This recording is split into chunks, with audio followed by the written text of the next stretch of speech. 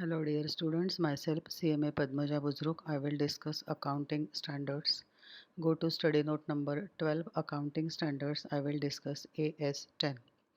AS10 is property, plant and equipment. Property, plant and equipment are tangible items that are held for use in production or supply of goods or services, for rental to others, and for administrative purposes, and are expected to be used during more than a period of 12 months. This is the definition of property, plant and equipment. These are tangible items which are held for production of goods or supply of services. Production of goods, assets held, tangible items held for production of goods are plant and machinery. Held for supply of goods can be vehicles. Rental to others, some of the tangible items are held for rental to others. It can be machinery, it can be building. Administrative purposes, some of the tangible items are held for administrative purposes like air conditioners, fans, coolers, etc. And they are expected to be used during a period of more than 12 months. So if all these conditions are satisfied, then it can be considered as property, plant and equipment as per AS10. Useful life, the period over which an asset is expected to be available for use by an enterprise, or the number of production or similar units expected to be obtained from the asset by an enterprise. Useful life is also defined in AS10. Useful life is either in period or it is in number of units. During the whole lifetime, the total number of unit the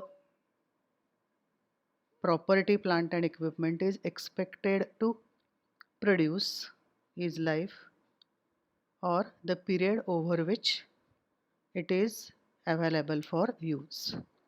So in the first case, life is expressed in years. In the second case, life of PPE is expressed in number of units. Now we'll see objectives of property, plant and equipment. The objective of the standard is to prescribe accounting treatment for property, plant and equipment so that the users of the financial statements can discern, that is notice, information about investment made by enterprise in its property, plant and equipment and changes in such investment. So objective of AS10 is prescribe accounting treatment for PPE, property, plant and equipment. The principal issues in accounting for PPE are recognition of asset, measurement of asset, determination of their carrying amount and depreciation charges and impairment loss to be recognized in relation to them. These are the principal issues in accounting of PPE. You should know all this. This is very important. Recognition of asset, measurement of asset, how to determine carrying amount of asset, depreciation charges and impairment loss. One by one we'll see all this. Scope of AS10. This standard should be applied in accounting for PPE except when another accounting standard requires or permits a different accounting treatment. In case of lease, different accounting standard is applicable. In that case, AS10 is not applicable. So this is applicable for all property, plants and equipment except when another accounting standard is applicable. This standard does not apply to biological asset and vesting assets. Biological assets related to agricultural activity other than bearer plants. This standard applies to bearer plants, but it does not apply to produce on bearer plants and vesting assets including mineral right, expenditure on exploration for and extraction of minerals, oil, natural gas and similar non-regenerative resources. So this standard does not apply on biological assets and vesting asset, but it is applicable to bearer plants, but it does not apply to produce on bearer plants. However, this standard applies to property, plant and equipment used to develop or maintain the assets described in A and B above. That is, this standard is applicable to PPE used to develop and maintain biological asset and vesting asset. Now we'll see what is the meaning of biological asset and various important terms used in the standard. Biological asset is living animal or plant. Bearer plant is a plant that is used in the production or supply of agricultural produce, is expected to bear produce for more than a period of 12 months and has a remote likelihood of being sold as agricultural produce except for incidental scrap sales. When bearer plants are no longer used to bear produce, they might be cut down and sold as scrap. Once an item of PPE qualifies for recognition as an asset, it will be initially measured at cost. So, in short, biological assets are living animals or plant, and bearer plant is that plant which is expected to bear the produce for more than a period of 12 months, and when if it is in no longer used, it might be cut down and sold as scrap. For example, mango trees, coconut trees, these give products, that is fruits, for more than one accounting period, and once they stop giving this production, it can be cut down and sold as a scrap. So these are known as bearer plants. Just now we have seen in the earlier slide, this standard does not apply to biological asset and vesting asset, but this is applicable to bearer plants. Gross carrying amount of an asset is its cost or other amount substituted for the cost in the books of account without making any deduction for accumulated depreciation and accumulated impairment loss. Gross carrying amount is cost of the asset without deducting depreciation and impairment loss. Accumulated depreciation and accumulated impairment loss. Carrying amount. Carrying amount is the amount at which an asset is recognized after deducting any accumulated depreciation and accumulated impairment loss. Carrying amount is the amount which is shown in the books of accounts in the balance sheet after deducting accumulated depreciation and accumulated impairment loss. Now we'll see what is impairment loss. An impairment loss is the amount by which carrying amount of an asset exceeds its recoverable amount. Carrying amount is the amount which is shown in the books of account balance sheet. If carrying amount of an asset exceeds recoverable amount, then it is impairment loss. Now we'll see what is recoverable amount. Recoverable amount is higher of assets net selling price and value in use. You have to compare these two, net selling price and value in use. The higher of these two is recoverable amount. Now we'll see what is net selling price. Net selling price is selling price less cost of disposal, and value in use is addition of present value of future inflows, that is present value of future cash inflows over the life of asset and present value of its scrap. You are supposed to add present value of all future cash inflows over the life of the asset and add to it the present value of its scrap at the end of life of the asset, and that is known as value in use.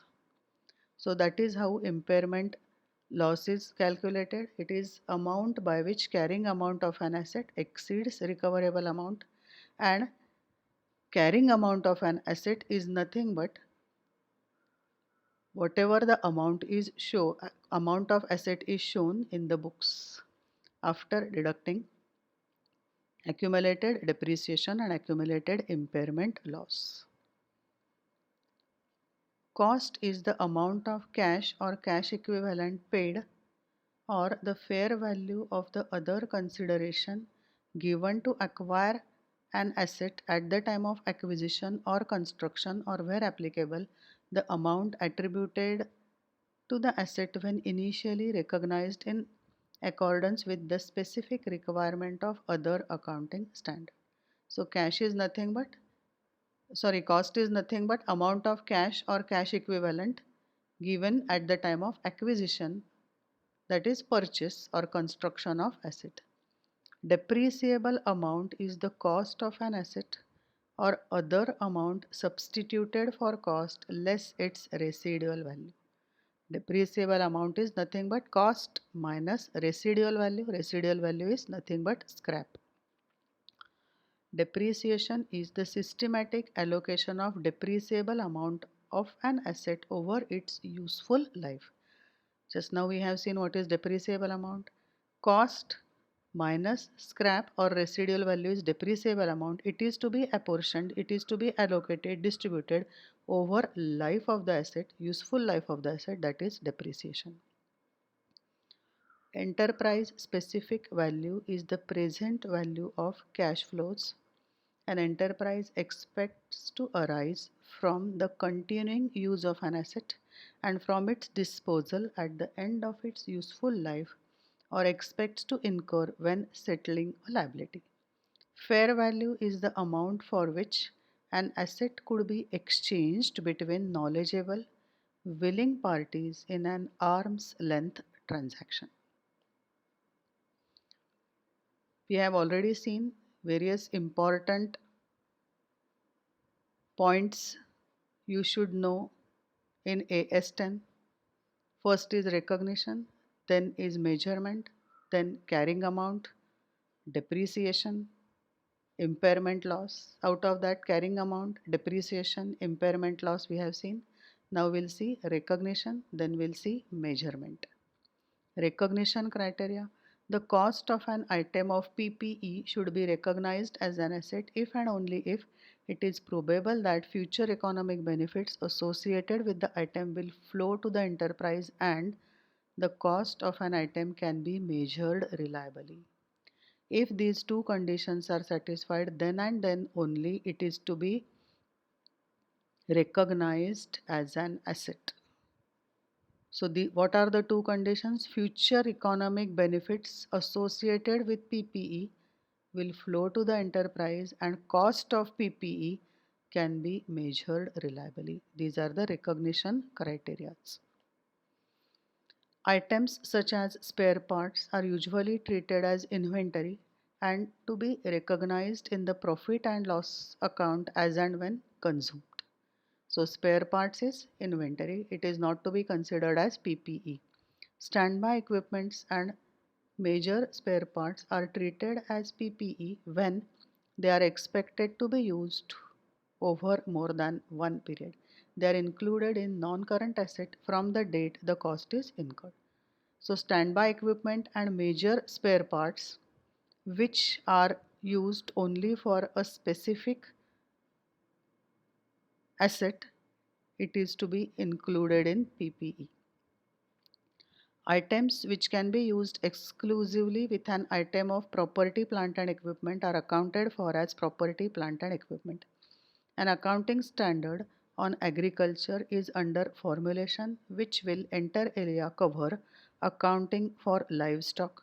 Till the time accounting standard on agriculture is issued, accounting for livestock meeting the definition of property, plant and equipment will be covered as per AS10 property, plant and equipment. Till the time accounting standard on agriculture is issued, accounting of livestock, if it meets the definition of PPE, it will be covered under AS10. So definition of PPE we have already seen in the first slide itself. What is the meaning of PPE? If it satisfies this all the criteria, then this agriculture can also be considered under PPE. When to recognize PPE? Timing. An enterprise evaluates under this recognition principle all its cost on property, plant, equipment at the time they are incurred. These costs include cost incurred initially and subsequently. Initially, at the time of purchase of or acquisition of asset, at the time of construction of asset, that is initial recognition. Subsequently means at the time of preparation of balance sheet. Normally, initially it is recognized at cost. There are two models, cost model and revaluation model, that we'll see afterwards. Initially it is to be recognized at cost model and subsequently it can be recognized at cost model or revaluation model. Initially to acquire or construct an item of PPE and subsequently to add, replace part of or service it.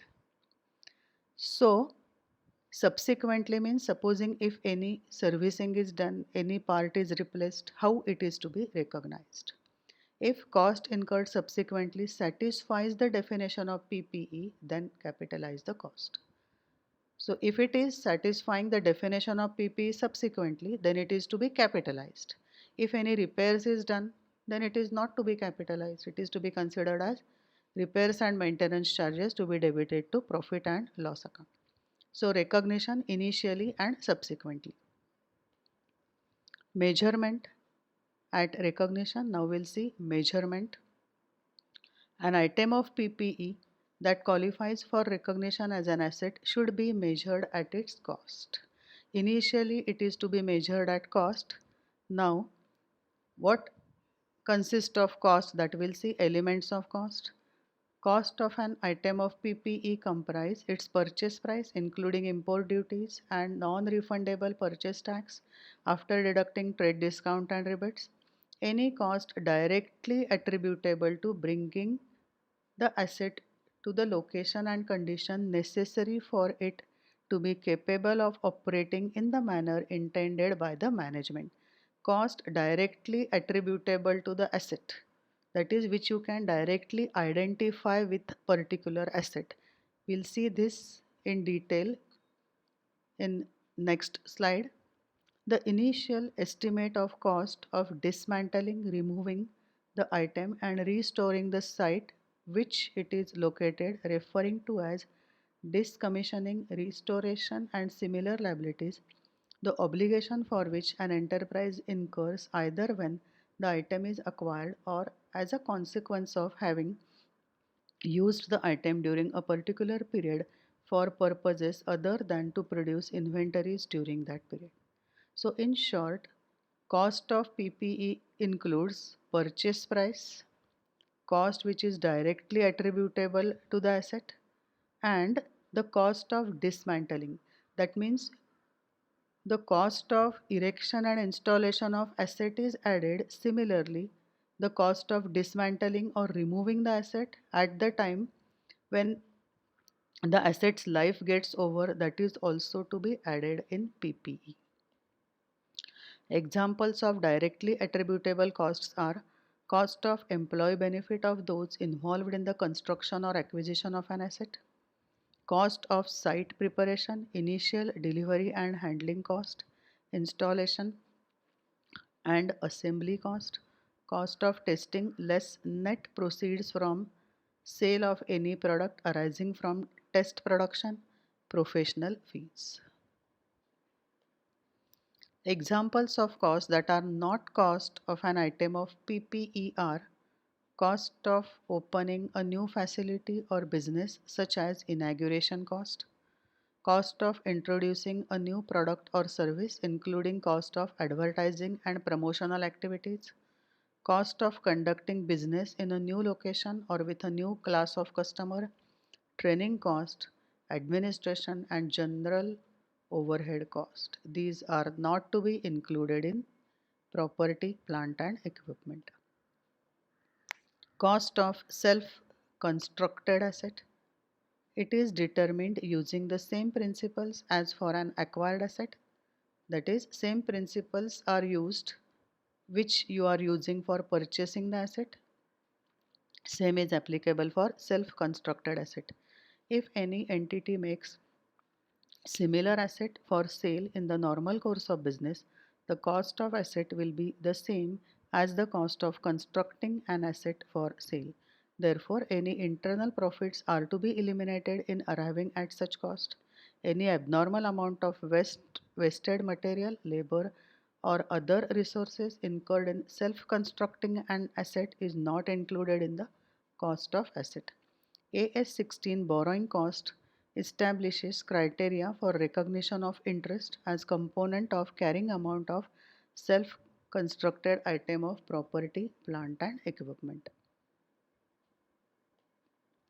Exchange value of PPE.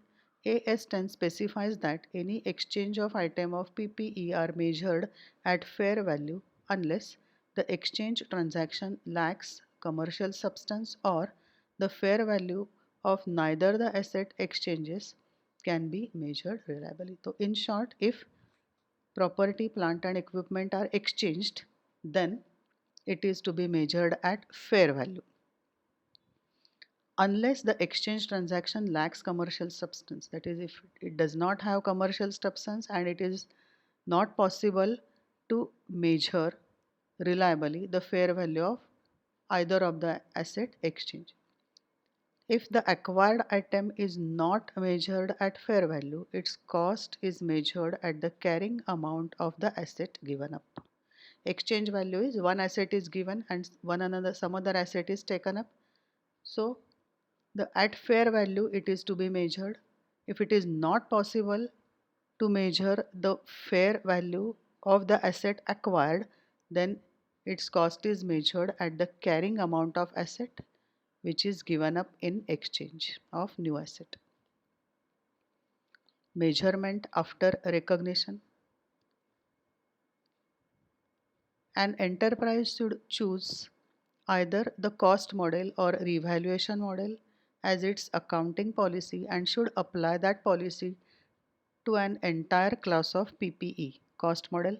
After recognition as an asset, an item of PPE should be carried at its cost less any accumulated depreciation and any accumulated impairment loss. So as per cost model, asset is to be recognized at cost less accumulated depreciation less accumulated impairment loss. Revaluation model should be carried at revalued amount being its fair value at the date of revaluation less any subsequent accumulated depreciation and subsequent accumulated impairment loss. Revaluation should be made with sufficient regularity to ensure that the carrying amount does not differ materially from that which would be determined using fair value at the balance sheet date. Initially, the asset is recognized as per cost model and subsequently it can be recognized either at cost model or at revaluation model. As per revaluation model, asset is recognized at fair value less subsequent accumulated depreciation less subsequent accumulated impairment loss. Depreciation is the next important item you should know as per AS10. Each part of an item of PPE with a cost that is significant in relation to total cost of item should be depreciated separately. So in case of property, plant and equipment, each item should be separately depreciated. An enterprise may choose to depreciate separately the part of an item that do not have a cost that is significant in relation to total cost of item. The depreciation charge for each period should be recognized in the statement of profit and loss unless it is included in the carrying amount of another asset. So whatever depreciation charge is deducted from property, plant and equipment, it should be recognized in profit and loss account, that is, it is to be debited to profit and loss account unless it is included in carrying amount of some other asset. If it is included in carrying amount of another asset, then it is not to be debited to profit and loss account. We'll see how it can get included in carrying amount of another asset. Sometimes the future economic benefit embodied in an asset are absorbed in producing other asset. In this case, the depreciation charge constitutes part of cost of other asset and it is included in its carrying amount. For example, the depreciation of manufacturing plant and equipment is included in the cost of conversion of inventories. Similarly, the depreciation of property, plant and equipment used for development activities may be included in the cost of an intangible asset recognized in accordance with AS 26 intangible assets. Residual value. It is the estimated value of depreciable asset at the end of its useful life. Depreciable amount is the amount net of residual value. That means it is cost of the asset less residual value. So depreciable amount is cost less residual value. Residual value is often insignificant and immaterial to the calculation of depreciable amount.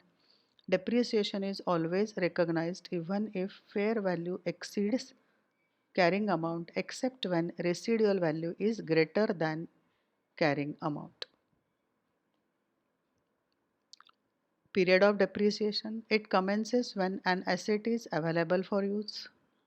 It ceases at the earlier of the date the asset is retired from active use and held for disposal.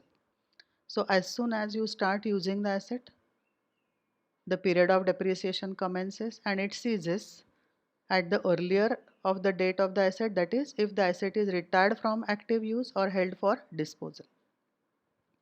Whichever is earlier, that time the period of depreciation ceases. Depreciation does not cease when an asset is idle or retired from active use. Depreciation may be zero under the units of production method. Under the units of production method, life is expressed in terms of number of units the asset is going to produce during its lifetime. So that means the depreciation is per unit of the production. If in any particular year number of units are not produced, production is zero, then depreciation is zero. Land and building are separable assets and are separately accounted for even when they are acquired together. Land has an unlimited useful life and is not depreciated. Building have a limited useful life and are depreciable assets. Where land has limited useful life, it is depreciated. Methods of depreciation: straight line method, diminishing balance method and sum of the units method. These three methods are recognized by AS 10. The depreciation method should also be reviewed at least of each financial year end, and if there has been a significant change in its expected pattern of consumption of the future economic benefits, the method should be changed to suit its changed pattern. When such a change in depreciation takes place, the change should be known and accounted for as a change in accounting estimate, and the depreciation charge for the current and future periods should be adjusted. Derecognition. Recognition means show the asset in balance sheet, PPE as asset in the balance sheet. Derecognition means it is to be removed from the balance sheet. Eliminate on disposal when no future economic benefit are expected from use or disposal. Statement of profit and loss. Recognize gain or loss difference between estimated or net disposal proceeds and carrying amount in profit and loss unless a sale and lease back, that is AS 19. So if AS 19 is not applicable, then in that case Whatever gain or loss you get by selling, that is disposing the asset, is to be recognized in profit and loss account. Gains are not classified as revenue. The revenue recognition principle in AS 9 revenue recognition for sale of good applies also to sale of item of property, plant and equipment only to determine the date of sale. Now we'll see disclosures as per AS 10.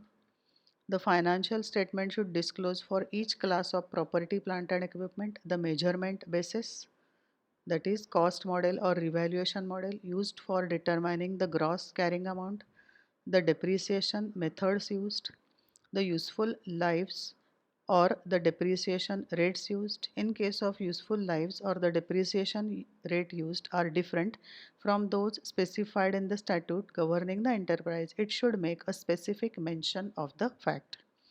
The gross carrying amount and the accumulated depreciation aggregated with accumulated impairment loss at the beginning and end of the period. The reconciliation of carrying amount at the beginning and end of the period. The financial statement should also disclose the existence and amount of restriction on title and property, plant and equipment placed as security for liabilities. That is, if any loan has been taken on the security of any property, plant and equipment, then its existence and amount is to be disclosed. Expenditure on account of property, plant and equipment in the course of constructions, contractual commitment for acquisition of property, plant and equipment. So these are various disclosures to be made as per AS 10. In this particular video, we have seen AS 10, definition of AS 10, objectives and scope of AS 10, recognition and measurement criteria of for PPE, depreciation methods, meaning of carrying amount, impairment loss, and various disclosures required as per AS 10. Thank you.